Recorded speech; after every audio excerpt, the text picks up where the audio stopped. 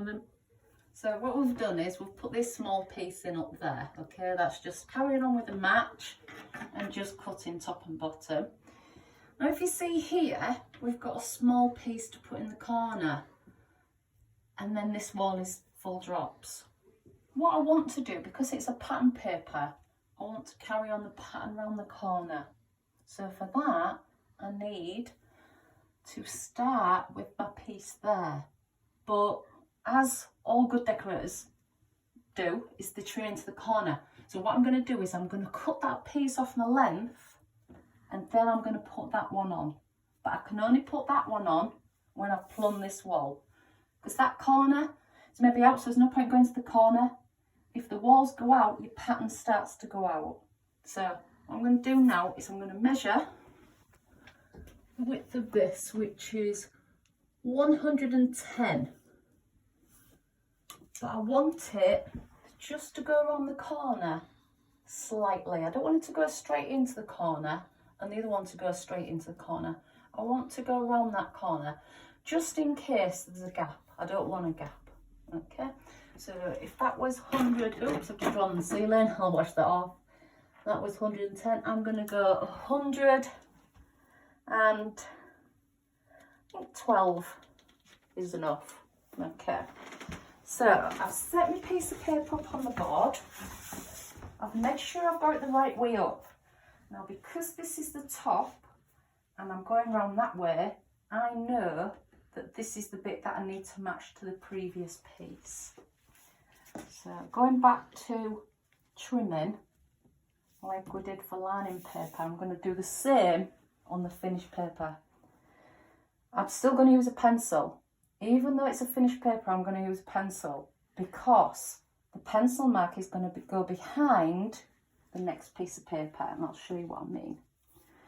So I'm going to go 112. Now if you remember, you put your finger against the board like that, hold onto the ruler, the paper edge has to be right against the board, and then you're just going to glide your hand like that. Again, pencil I don't need to look at, pencil works whatever. So I'm just going to be looking at this, making sure my hand is gliding down the board. So starting at the top,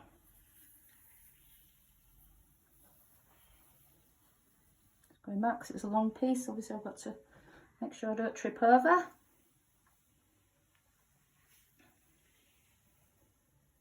So jump over the pasty bit.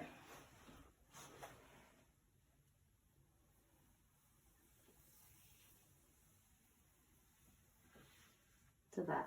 Right, so that now can be cut off, and that edge is going to match up to the small piece above the door frame. So I'm going to make sure when I cut this that I leave the pencil mark on this side so that it goes under the next piece. So I'm cutting here, I'm just cutting slightly to the left, ever so slightly to the left of the pencil mark. So I'm leaving the pencil mark on the first piece because it's going to tuck just slightly under this next piece. Remember, keeping your shears open, wide, using the full length of your shears. If you try and nibble it just with the front of your shears, you're just going to get a jagged edge. So long, straight cuts, pointing your shears, pointing the end of the shears where you want the cut to finish. And then you can't go wrong.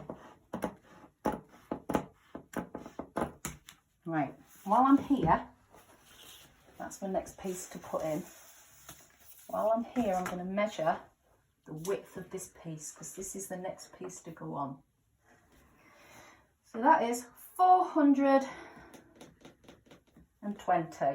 Right, I'll show you why in a minute. So this bit is ready to go on. Now this piece here is going to go straight away down the corner. Don't know where I brought my tape measure, but hey ho. Don't need that. So So this bit here is my machine edge, which is my factory edge, and it's going to go to this factory edge. Like that. Okay, butt it up just the same. You still have to do everything that you have previously been doing. Make sure you get your waist stitch. Make sure you're butting up the pattern. You're matching it. And now, because obviously I've got that, I get my shears. Always have your shears in your pocket. Go to that corner. Like that. And then this bit here is going to go all the way down into that gap. I'll have to stop doing that with a pencil. Keep doing on your ceiling.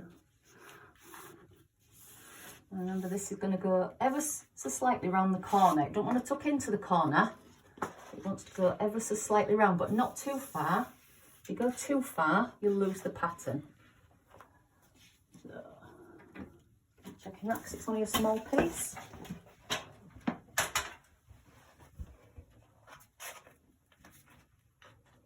See, I'm just going on the corner, just a few mil. And that's in case the corner runs out, that you're not going to lose your pattern. You're not going to end up with a piece where there's no pattern. This corner is a little bit out, so I'm just being careful that I do actually take it round slightly. That's a super long bit because it's off that one.